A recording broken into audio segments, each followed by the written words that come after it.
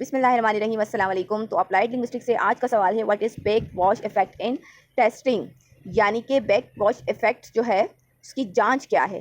तो पहले हम बैक वॉश की डिक्शनरी मीनिंग को समझ लेते हैं। बैक वॉश की डिक्शनरी मीनिंग है किसी भी चीज़ का नतीजा, ठीक है। अब यहाँ पर अप्लाइड लिंग्विस्टिक में इसका क्या किरदार है और यहाँ अप्लाइड लिंग्विस्टिक में बैक वॉश इफ़ेक्ट का जो प्रोसेस है वो क्या कहता है, इसमें क्या किया जाता है, इसको हम करते हैं define. Alderson and Wall 1993 define backwash as the effect of a test on teaching and learning process. It is the influence that a test has on the way students are taught.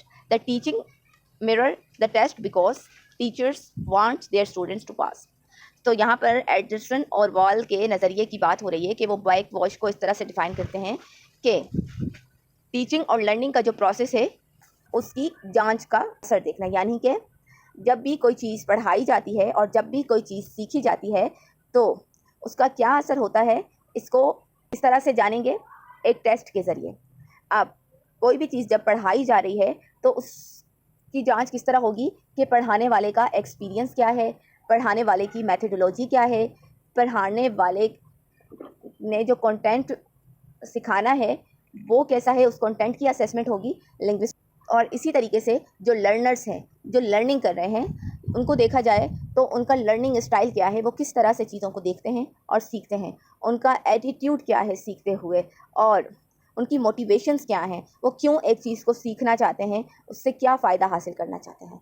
तो as a teacher जब कोई teaching करता है किसी भी चीज़ को, जैसे linguistic को सिखा रहा है, तो उसका मकसद क्या है कि उसका जो स्टूडेंट है वो अब जिस चीज़ को वो सिखा रहे हैं उसको ना सिर्फ सीख जाए बल्कि उसमें कामयाबी हासिल कर ले। बैक वॉश इफ़ेक्ट जो है एक मिरर है, एक आईना है। किस तरीके से ये एक आईना है कि वो आपको दिखा देता है असेसमेंट के ज़रिए कि टीचर ने किस तरह से सिखाया और स्टूडेंट ने किस तरह से सीखा, और उस सीखने का जो असर है वो नेगेटिवली हुआ है या पॉजिटिवली हुआ है। आया जो टीचर के सिखाने का तरीका था, क्या उसके सिखाने के तरीके ने स्टूडेंट के इंटरेस्ट को डेवलप किया है या फिर डिक्रीज़ कर दिया है।